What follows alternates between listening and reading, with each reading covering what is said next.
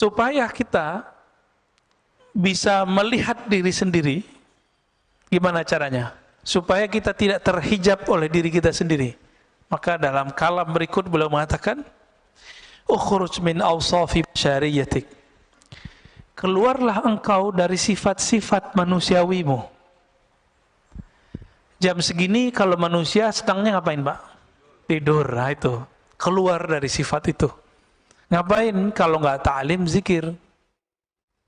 Kalau nggak ta'lim, zikir. Udah itu aja, Pak. Cobain zikir itu kolbunya bercahaya itu, Pak. Hidupnya akan lebih terasa bermakna. Tapi belum pernah nyoba kan? Nah itu masalahnya.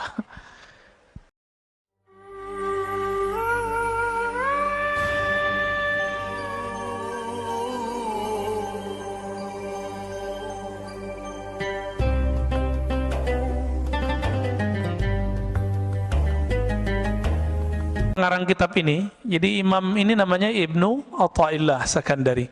Imam Ibnu Athaillah mengatakan, wahai penolak hidupnya Nabi Khidir, kalian lupa, bukankah ada makhluk yang bukan Nabi, bukan wali, tapi masih Allah panjangkan umurnya hari ini, yaitu iblis, yaitu Samiri. Itu bisa panjang, kenapa ini nggak boleh panjang gitu? Oh, nggak ada dalilnya. Nggak ada dalilnya. Ente yang nggak tahu dalilnya. Bukan berarti kita nggak tahu dalilnya. Kan dalil banyak, Pak. Dalilnya orang-orang ateis itu dalil empirik. Nggak kelihatan, dia nggak percaya. Maka ateis itu nggak cerdas-cerdas amat. Karena mereka kecerdasannya baru kecerdasan empirik. Empirik ini indrawi. Nggak kelihatan, nggak terdengar, nggak ada. Jadi jangan dikira orang-orang ateis itu pinter-pinter, Pak. Itu justru kebodohan. Ada dalil yang kedua, dalil akli. Saya berpikir, saya percaya. Saya menerima, oh kayaknya masuk akal nih, saya percaya. Ini dalil yang kedua, dalil akli. Kalau dalil empirik tadi, ini sekarang sudah masuk ke wilayah agama. Yang empirik tadi. Kalau saya nggak lihat dalilnya, saya nggak percaya. Berarti dalil itu mesti ada dalam tulisan buku bagi dia. Nah, maka sekarang banyaklah jamaah-jamaah terkena penyakit ini. Mulai nanya ke ustadznya, bagus ya. Mana ustadz dalilnya? Kita kasih dalilnya. Nanya lagi, nomornya mana? Ini mulai terjebak kita, Pak. Emang nomor semua kita pada nomornya? Coba yang ngaji kitab kuning dulu. Kitab itu kan sama, Pak. Dulu dicetak kuning, sekarang dicetak biru. Ya? Bukan biru, Pak. Dicetaknya sekarang putih. Tapi itu sama, itu kitab kuning. Nggak ada, Pak, nomornya dulu. Pernah saya dulu membuka kajian Sahih Bukhari, emang nggak ada nomornya di kitab saya. Kitab jadul darul. Si jamaah ngotot. Mana nomornya? Ya, kamu lihat aja sendiri. Nah, ini jebakan empirik kepada orang beragama hari ini. Udah nggak percaya lagi sama kiai, sama ustadz. Nah, ada dalil pengalaman. Itu dalil juga. Bapak yang punya pengalaman hidup lebih panjang daripada saya, itu dalil hidupnya lebih banyak daripada saya. Tapi yang bikin kita beda di sisi Allah bukan dalil itu. Yang nomor 4, dalil zauqi, dalil ruhi, dalil qalbi, dalil yang masuk ke kalbu. Coba di Quran cuma dikatakan iza dzukirallah wajilat qulubuhum, disebut nama Allah kalbu bergetar. Kertasnya bergetar enggak? Disebut Pak di Quran surah Al-Anfal ayat 2. Disebut nama Allah kalbu bergetar, benar? Udah bergetar belum? Disebut nama Allah. Loh kok enggak? Enggak bisa dilihat di sini, Pak. Rasain sendiri. Cicipi nama Allah itu, lalu rasakan getarannya sendiri. Kalau enggak, berarti belum dapat dalilnya. Dalil bahwa nama Allah membuat getaran di kalbu. Nah, yang sudah dapat ini sudah bakat bisa melihat dirinya. Bisa melihat kelemahan dirinya. Insya Allah, ya. Nah, kembali ke yang tadi, Ibnu Athaillah mengatakan, engkau dibukakan, dikasyafkan kelemahan dirimu, lebih afdol daripada engkau dibukakan alam gaib. Gitu. Ya.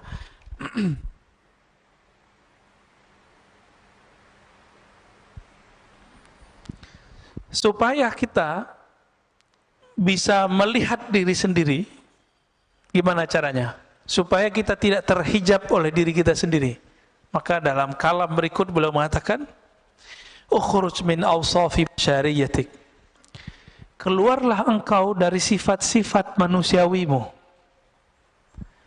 Jam segini kalau manusia sedangnya ngapain, Pak? Tidur. Nah itu. Keluar dari sifat itu. Ngapain? Kalau nggak ta'lim, zikir. Kalau nggak ta'lim, zikir. Udah itu aja, Pak. Cobain zikir setiap ba'da subuh sampai sebelum terbit matahari. 40 hari aja. Itu kolbunya bercahaya itu, Pak. Hidupnya akan lebih terasa bermakna. Tapi belum pernah nyoba kan? Nah itu masalahnya. 40 hari aja. Sayyidina Umar ada masalah 40 hari. 40 hari, 40 hari begitu.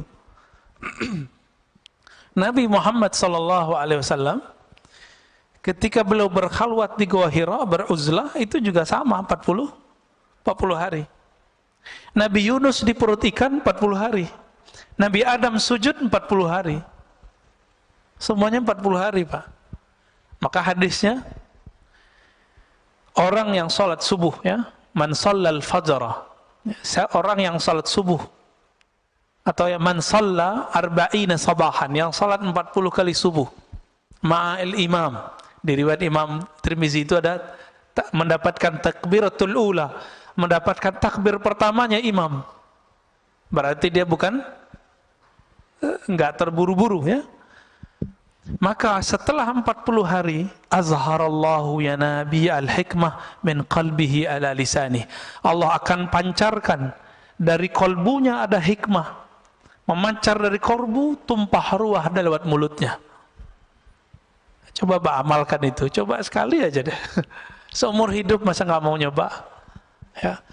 Oleh Nabi Muhammad SAW ketika beliau hidup sudah diringkas jadi 10 hari. 10 hari setiap Ramadan. Kalau sanggup kita 40 hari, itu kita udah bisa, Pak. 4 kali Ramadan nggak perlu itikaf, nggak apa-apa. Ya. Efeknya hampir lebih dahsyat 40 hari itu. Tapi karena Nabi memberi rukhsah kepada umat, karena umatmu mau cari Lailatul Qadar mulu, ya, maka dapatlah itu 10 hari. Jadi kata beliau, Ibnu Athaillah Sekandari, ukhruj, keluarlah kamu dari sifat manusiamu. Malas, ngantukan. Nah. Tapi hadir di sini ngantuk aja dapat berkah, ya. Ketiduran dapat berkah insyaallah. Kenapa? Hadisnya sahih riwayat Imam Bukhari. Allah mengatakan Allahumma shalli alaih, ya, malaikat, ya, Allahumma shalli alaih. Setiap kali ada orang duduk di tempat salatnya, maka malaikat berdoa, Allahumma shalli alaih, ya Allah sampaikan salawat kepadanya, rahmati orang ini. Allahumma rahamhu, Allahumma firlahu, ya Allah rahmati dia, ampuni dia. Kita duduk aja, Pak, maka enak tuh, tidur lagi taklim itu enak. Didoain malaikat. Tapi yang bangun lebih enak lagi. Sifat basyariyah apa yang dikatakan di sini? An kulli wasfin mutanaqidin li'ubudiyatik. Semua sifat-sifat yang berlawanan dengan penghambaan diri kepada Allah. Malas, lawannya apa? Rajin ibadah. Maka sifat malas ini, ya turunannya malas, tidur. Nah, kalau anak kampus malas ngapain? Nulis skripsi, Pak. Nggak bisa fokus. Gimana mau fokus? Handphonenya main terus. Ini anak-anak kampus nih. Nggak bisa fokus. Kenapa? Karena main game terus, YouTube terus. Akhirnya nggak bisa fokus. Mau S1, S2, S3 sama. Ya, jangan dikira dosen-dosen yang lagi, kan dosen-dosen itu disuruh kuliah sekarang untuk S3. Itu juga kecanduan main handphonenya lebih dahsyat daripada anak S1. Pas masuk kelas kayaknya paling bijak gitu, ya, ngata-ngatain mahasiswanya biar nulis skripsi. disertasinya nggak beres. Sama aja bohong. Ya. Tapi lumayan, S1 udah lewat. Ya, lumayan kan? Supaya apa? Supaya apa kita melawan sifat-sifat yang berlawanan dengan ubudiyah itu? Linida'il haqqi mujiban. Supaya kita mampu menjawab panggilan Allah Subhanahu wa ta'ala.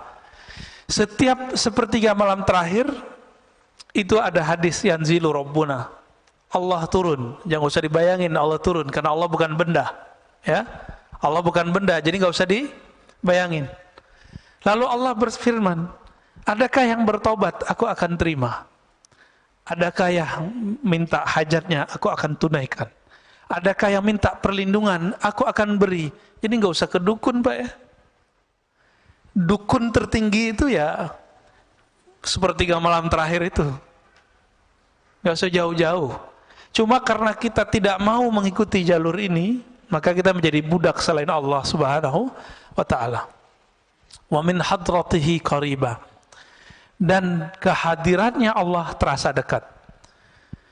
Kenapa sepertiga malam terakhir itu spesial? Karena di saat itu tidak ada gelombang suara dari yang lain. Orang nggak tertarik Pak mau buka handphone, kecuali yang lagi riya. Tahajud yuk, nah, dalam hatinya tuh terbersit tuh. Terbersit, coba aja cek sendiri ya. Ayo bangun tahajud. Itu setan ngomong Pak, karena setan ada dalam diri kita. Ayo bangunin orang biar kelihatan kalau kamu udah bangun. Terbersit tuh, hati-hati. Ya, maka sebelum pasang-pasang status baca ta'awuz dulu. A'udzubillahi minasyaitonirrajim. Aku berlindung dari setan yang terkutuk. Baru Pak bangunin orang. Main bangunin aja ya. Belum juga sholat, baru bangun doang ya.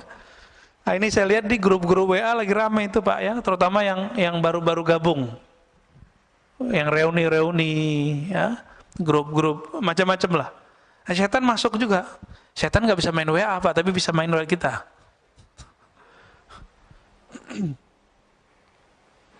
Bagian terakhir ya.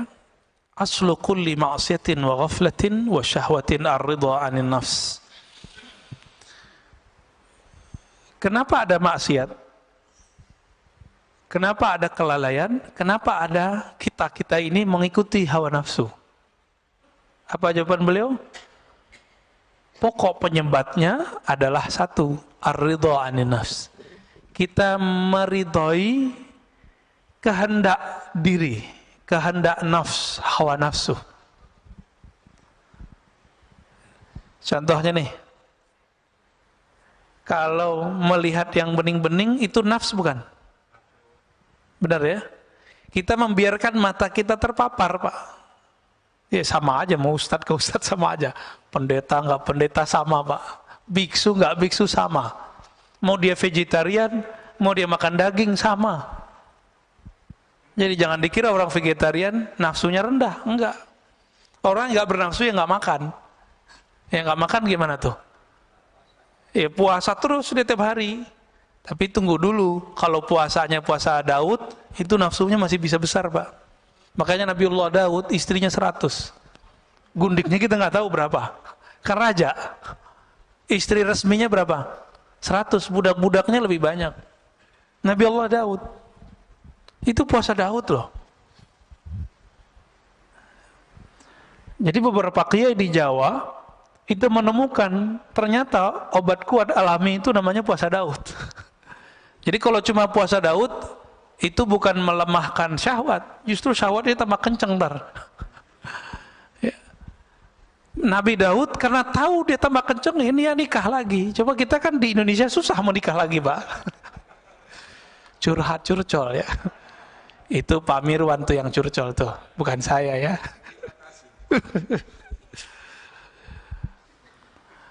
Orang itu pikirnya gini, kalau kiai ya, ustadz kalau nikah lagi kan ustadz suci. Lah ustadz suci dari mana? Seharusnya ustadz lebih mampu menjaga syahwatnya. Justru itu salah. Imam Asyuti melihat kenapa ya para nabi ini banyak istri. Imam Asyuti mengatakan dalam syarah beliau dalam hadis Nasai, karena para nabi itu beban rohaninya berat Pak. Dan pengalaman rohaninya jika itu datang, yang mampu menawar rasa itu cuma menikah. Nah, Nabi Muhammad itu seharusnya kan boleh nikah 100 Nabi Muhammad. Tapi beliau mendiskon dirinya sendiri, seharusnya beliau boleh menikah seperti Nabi Sulaiman, 400 Pak istrinya Nabi Sulaiman. Hadisnya sahih itu. Ada di hadis sahih, ada di Bible. Jadi yang coba ngejek-ngejek Nabi Muhammad, kasih tahu aja, Solomon istrinya 400, gundingnya 600. Ya. Kenapa begitu? Karena ketika orang mendapatkan pengalaman rohani, itu namanya ahwal. Itu gejolak dalam dirinya, itu hanya bisa ditawar, bisa diredam cuma dengan menikah. Itu sebabnya para nabi itu istrinya banyak. Loh, kok begitu Ustaz? Ya emang begitu, mau gimana lagi? Ini mohon maaf. Kenapa di surga yang disebut selalu hurul ain, al-hurul ain, hurul ain, bidadari, bidadari, bidadari. Mohon maaf ya. Kenapa? Ya bukan. Kalau Quran turun di Arab, ya bukan Pak. Quran turun di bumi, sama. Mau di Arab, mau di mana, sama. Pak Mirwan ditaruh gadis depan masih minat loh, walaupun sudah umur berapa? 67 masih minat itu. Tuh tandanya. Kalau kuat kan nggak tutup mata. Kenapa? Iming-imingan surga itu selalu bidadari. Syahwat kan urusannya. Kenapa ada orang jadi teroris, bunuhin orang, ketika ditanya, ketika dia gagal, dijawab apa? Saya mau menikahi 72 bidadari. Kita cek hadisnya, hadis Imam Tirmizi. Hadisnya sahih Pak. 72. Urusan, mohon maaf, urusan syahwat doang dia harus bunuh seorang. Waras gitu? Nggak waras Pak. Maka kadang-kadang orang beragama, kalau caranya tidak benar, jadi nggak waras. Otaknya syahwat aja tuh ya. Mikirin bidadari yang montok-montok gitu-gitu. Ya. Kenapa? Ternyata di surga itu nikmat paling tinggi itu memandang Allah. Satarawna rabbakum kama tarawna syamsa bila sahab, kama tarawna al-qamar fi lailatul badr. Kamu akan memandang Allah nanti di surga seperti memandang matahari tanpa ada awan, memandang rembulan di bulan purnama, di malam bulan purnama. Dan itu memandangnya lebih nikmat dari semua nikmat seksual. Kita pengen ngurusin mata aja harus kena macet dulu di puncak. Enggak. Sekarang diam-diam tuh orang ke puncak. Ya biar enggak di swab. Enggak antigen. Benar enggak? Diam-diam mau ngurusin mata ini doang. Jadi mata ini senang yang indah, dan Allah itu maha indah. Innallaha jamil yuhibbul jamal. Allah itu maha indah. Keindahan Allah Subhanahu wa taala itu tidak bisa diakses oleh sembarang orang. Apalagi yang berharap dapat nikmat syahwat doang di dunia, di akhirat. Maka surga itu ada surga namanya jannatur ru'yah, surga memandang. Itu yang Nabi sebut tadi. Ada jannatus syahwa, jannah surga syahwat. Setiap masa, setiap satu hari, harinya surga berapa hari kita? Alfasanah, 1000 tahun. 1000 tahun kita baru satu hari di Firdaus, surga paling tinggi Pak. Itu mereka setiap hari mampu melihat Allah Subhanahu wa taala, diizinin sekali. Tapi yang di bawah Firdaus, kalau tadi sekali sehari surga, mungkin mereka sekali setahunnya surga. Kalau sekali setahunnya surga dihitung aja Pak, berapa ribu itu? Anggaplah sekali 1000 tahun mereka baru bisa melihat Allah, dan Allah memperlihatkan dirinya sekali. Ketika Allah tidak memperlihatkan dirinya, apa yang terjadi? Mereka mempunyai rasa rindu melihat Allah, musyfiqun. Ya, rasa takut plus rindu. Rindu enggak? Ini murid aja kalau sama guru bisa rindu. Jadi kita punya teman itu pengen sekali ketemu. Nggak tahan dia mau ketemu, Pak. Ada, ya. Pengen ketemu gurunya. Oh, kadang jauh-jauh dari mana dia datang. Makanya guru-guru kita, kiai-kiai kita itu, dia punya pesantren di pelosok, muridnya dari mana-mana. Itu kerendian murid pada guru. Apalagi Tuhannya guru. Itu lebih dahsyat, Pak. Apa yang bisa menawar itu? Yang bisa meredam itu semua, gejolak itu? Itu hanya nikmat syahwat. Maka dikasihlah 72 bidadari. Itu mah kecil, Pak. Terlalu sedikit 72 itu. Ya, mungkin ada yang kasih 1000 ntar ya, kan asik tuh. Tapi bisa nggak menawarnya? Dia hanya sesaat. Makanya ahli surga itu nanti mencari ilmu ma'rifatullah lagi kalau dimasuk surga. Mumpung masih di dunia, cari Pak ilmu ma'rifatullah sekarang. Jangan cuma ilmu-ilmu zahir doang yang dicari. Cari ilmu ma'rifatullah. Saya lagi belajar zikir. Zikir beda dengan ilmu ma'rifatullah. Zikir itu cara mendekat. Kalau ma'rifat itu keilmuan, masuknya ke alam rohani. Nah, cari ilmu itu mumpung masih dunia. Tapi hati-hati, sekarang di YouTube banyak yang begitu, nggak usah dipercaya. Ya, sekarang di YouTube tuh banyak yang ngaku-ngaku kajian-kajian ini, kajian Nur Muhammad, kajian ada yang benar, ada yang enggak, Pak. Ya, kajian rasa, ijazah zikir, ini di mana-mana, ini bulan ini memang saya berkali-kali, karena kita dengar, kita lihat ada orang ngamalin ijazah zikir dalam YouTube, sekarang sudah menjadi gila. Nggak jelas, Pak, untuk ujungnya kemana. Ya, ada yang udah mati juga ada. Ya, nauzubillah min dzalik. Jadi orang waras lebih enak ya. Zikir kalau nggak ketemu sama gurunya nggak usah diamalin. Saya bisa download, Ustaz, ya nggak usah, biarin itu. Harus ketemu gurunya, dapat ijazahnya. Kalau nggak usah diamalin. Ya, udah amalin aja yang dulu dapat. Gimana Pak Mirwan? Udah. Kita tutup dengan kalimat setelahnya. Ya. Wa aslu kulli ta'atin wa yaqzatin wa aifatin adamur ridha minka anha. Adapun ketaatan asalnya bukan pada ridho pada syahwat tadi, tapi kebalikan itu, tidak meridhoi syahwat kita. Jika sepertiga malam terakhir, jangan membiarkan diri tidur. Itu yang dimaksud tidak meridhoi syahwat tidur. Kita makan nih, enak, cukup satu kali nambah lah, jangan terus nambah lagi. Nah, itu sudah mulai masuk dia itu. Jangan-jangan makannya nggak pakai basmalah ya. Nanti modus, Ustadz kasihan mubazir, nah, itu lain cerita tuh ya. Mubazir kata teman setan, nah, itu lain cerita ntar. Jadi Imam Nu'tailah memberikan oleh-oleh bagi kita supaya kita lebih mengenal diri, sehingga kenal Allah, maka ketahuilah aib diri. Keluarlah dari sifat-sifat manusiawi yang rendah dan kita mengambil jalan ruhani yang tinggi. Dan ditutup oleh beliau bahwa ketaatan dimulai dengan tidak meridhoi hawa nafsu, sedangkan kemaksiatan, kelalaian dimulai dari meridhoi hawa nafsu. Semoga Allah membimbing kita ke jalannya. Amin ya rabbal alamin. Ada yang mau didiskusikan, Pak? Pasti Pak Mirwan lagi nih. Tafadhal. Bismillah.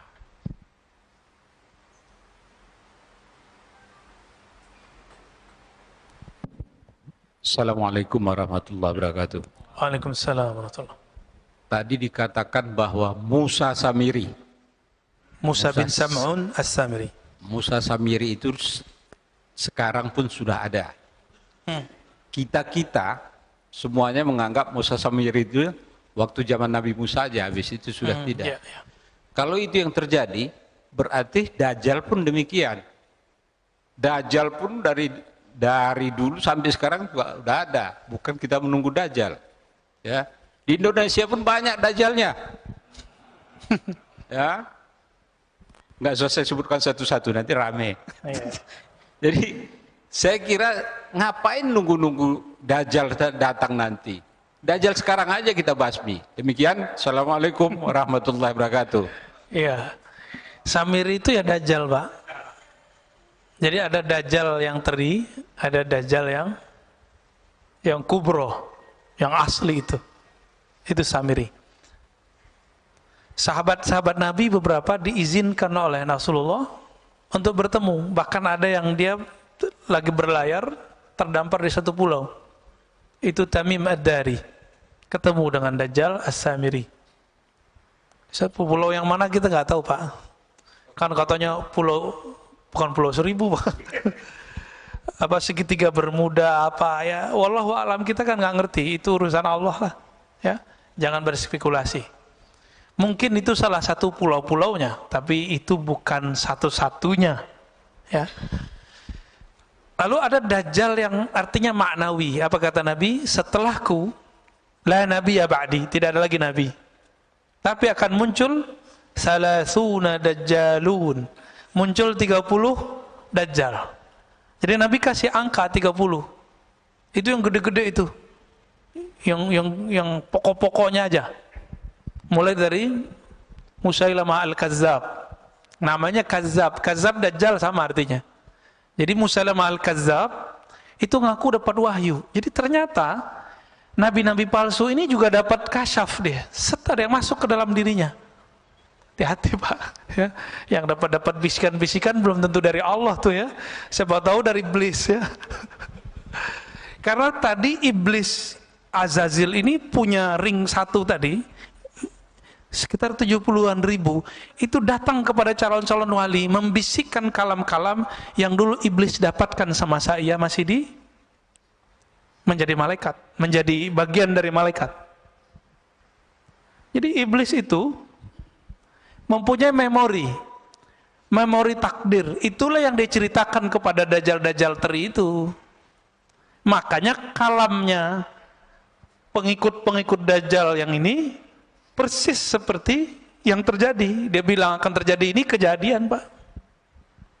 Karena itu memori lama yang dia dapatkan dari Azazil. Gitu ya. Ya mirip-mirip kayak nabi, tapi nabi palsu. Nabinya iblis.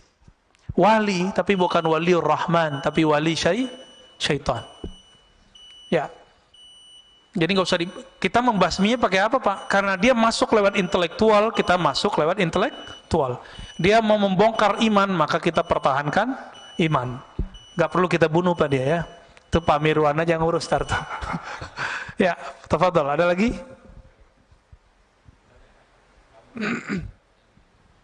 Ya, tafadhol. Assalamualaikum Pak Ustadz. Assalamualaikum.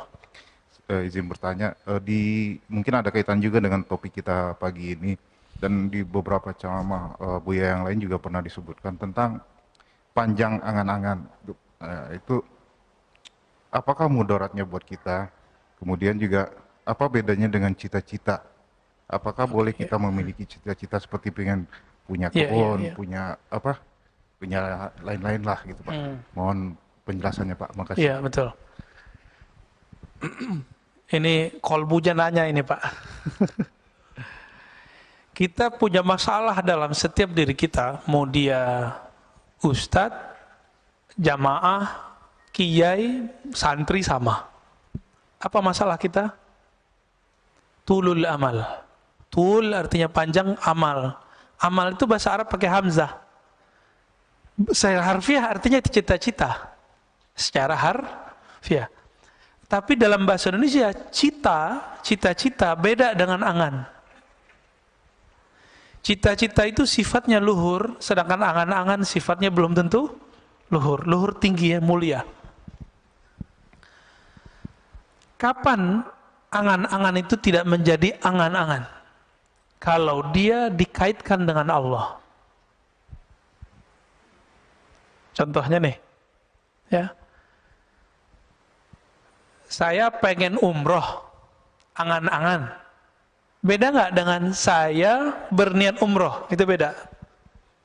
Kalau ingin umroh cuma bilang, ya Allah, orang umroh saya kok enak ya, gitu doang Pak, nyesek di badan. Coba kalau bisa umroh, itu angan-angan namanya. Tapi kalau sudah namanya cita-cita, saya mulai nyicil. Karena cita-cita bahasa Indonesia itu sudah ada niat di dalamnya. Niat itu pasti karena Allah, itu bedanya. Jadi ketika dilibatkan Allah di dalamnya, dijadikan Allah sebagai tujuan akhir, maka angan-angan langsung berubah menjadi niat. Langsung berubah jadi niat Pak dia. Bapak niat, misalnya nih, ada di antara antum yang masih ngontrak misalnya. Misal, sedih gitu, ya Allah ngontrak saya, ya Allah. Kasihan anak-anak rumahnya kecil. Lalu kita berdoa, ya Allah, saya ingin menunaikan kebutuhan anak istriku. Tolong izinkan ya Allah. Lalu orangnya bekerja. Itu baru namanya niat. Kalau angan-angan gimana? Tidur aja Pak. Angan-angan aja. Kalau ada temannya beli rumah, nyesek aja. Orang nyicil rumah, nyicil doang, ngejek. Ya. Nyicil kan lebih cakep Pak daripada ngontrak. Kalau nyicil, dia nyewa, tapi berujung dengan kepemilikan. Ya nggak? Kalau nyewa, mau 1000 tahun nyewa, tetap aja nyewa.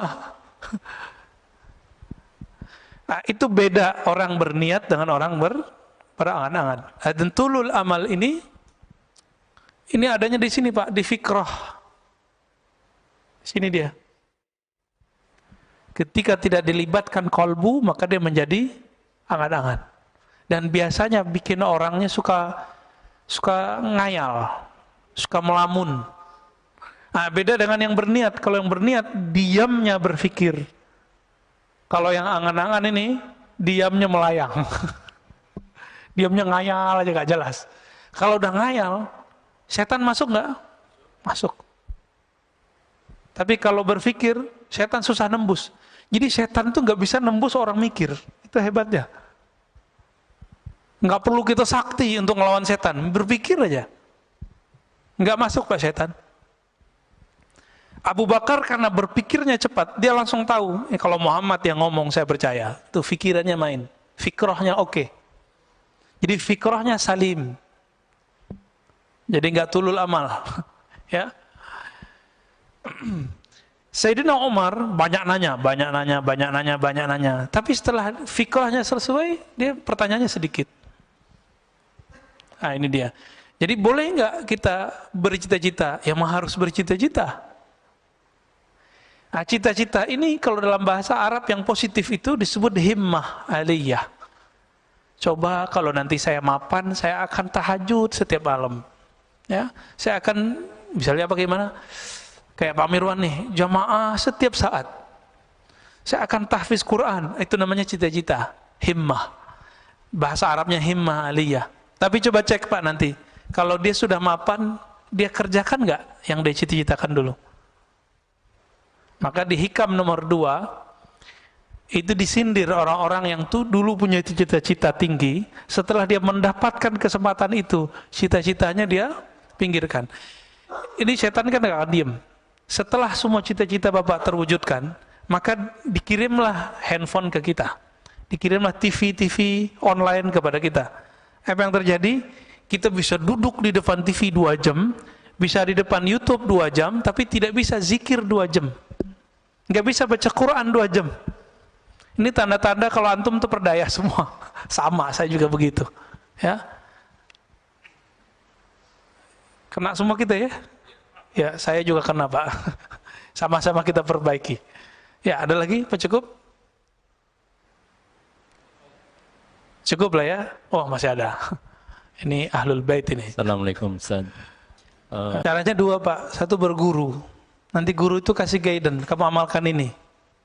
Karena kita percaya sama guru ini, kita tahan Pak 2 jam di depan mushaf. Itu 1. Yang kedua, kalau udah berguru, ilmui apa yang diamalkan. Sahabat itu kenapa sanggup zikir dari ba'da subuh sampai zuhur? Itu mereka nggak beranjak. Karena dia tahu rahasia zikir ba'da subuh sampai syuruk, apalagi lanjut gitu. Kayak weekend begini. Katanya kalau sudah mapan, pengen di masjid aja. Ya, kena corona, Pak. Intinya masjid apa? Zikir toh. Intinya masjid baca Quran, intinya masjid taklim. Ini taklim bentar aja udah gelisah, ya kan? Udah syuruk nih. Ini cara setan nipu nih, Pak. Hati-hati.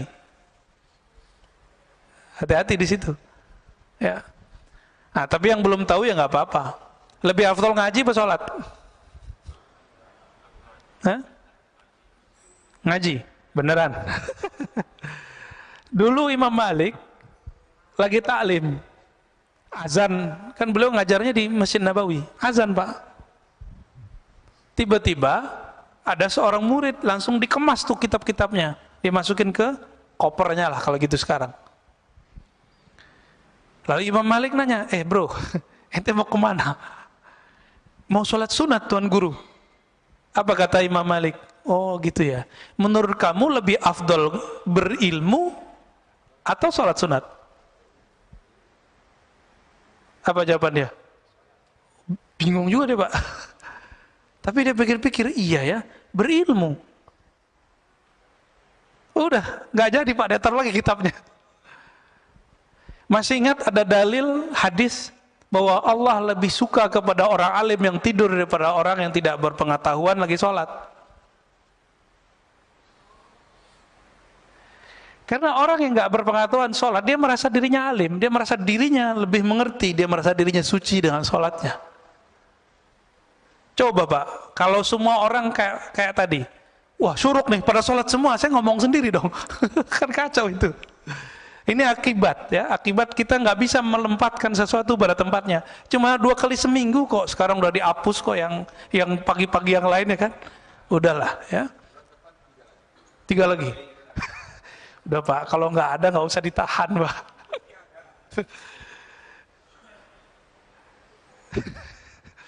Jadi Bapak Saudara Allah, ini mohon maaf kalau ada yang tersinggung ya. Silakan tersinggung. Kalau ada taklim, siapapun yang taklim, suka nggak suka, nyaman nggak nyaman, duduk aja. Antum dapat berkahnya lebih afdol dari 100 rakaat sholat kita Pak. Dalilnya ada di Sunan Ibnu Majah, hadisnya hasan. Dan Imam Syafi'i mengatakan begitu juga, aku mempelajari 1 bab ilmu lebih aku sukai daripada sholat 100 rakaat. Kalau di hadis Ibnu Majah 1000 rakaat. Itu sebenarnya angka-angka aja. Kalau wali Allah sholat karena dia sholat dengan ilmu, itu lebih afdol dari 1.000.000 rakaat orang awam. Itu kan angka-angka aja. Maksudnya gimana? Kalau orang berilmu yang Allah pandang kolbunya Pak. Wah, kolbunya mau denger nih. Antum kalau mau dengar orang berarti sudah merendahkan diri kan? Berarti waduh, Allah pandang Pak. Kalau udah nggak mau dengar orang, Allah pandang nggak sholat kita? Nggak dipandang sholat kita. Makanya kalau isya itu ya, kita kalau taklim ba'da maghrib sampai isya, kita lagi ngaji dia langsung sholat Pak masuk. Dia nggak tahu adabnya. Ini kita kasih tahu adabnya. Kalau kita masuk ke satu masjid, orang lagi taklim, cukup istighfar, sholawat, duduk. Istighfar minta ampun, ya Allah saya masuk masjidmu tidak sholat. Kenapa? Ilmumu lagi ditebar. Kita minta izin duduk. Duduk langsung, itu lebih afdol daripada sholat tahiyatul masjid di 100 masjid. Gitu. Jadi benar Pak. Ya. Karena yang Allah pandang selalu kolbu, bukan gerak fisik. Innallah yanzuru ila qulubikum. Allah pandang kolbumu, bukan fisikmu. Dan Allah lebih senang lagi nanti nih. Setelah ini Bapak sholat, wah dapat 2 deh. Udah dapat ilmu, dapat sholatnya. Allah pandang kolbunya, Allah hargai rakaat-rakaatnya. Semoga kita pagi ini diberkahi oleh Allah. Semoga Allah angkat derajat siapapun yang hadir hari ini. Allah pandang kita meskipun kita tidak beramal banyak. Allahumma rfa' darajatana bi'ilmik. Ya Allah angkat qalbu kami, hati kami, ruh kami dengan ilmu mengenal Engkau. Rabbana atina fid dunya hasanah wa fil akhirati hasanah wa qina adzabannar. Berikan kami kebahagiaan di dunia ya Allah dan kebahagiaan memandang-Mu di akhirat ya Allah. Wa sallallahu ala sayyidina Muhammad walhamdulillah rabbil alamin. Assalamualaikum warahmatullahi wabarakatuh.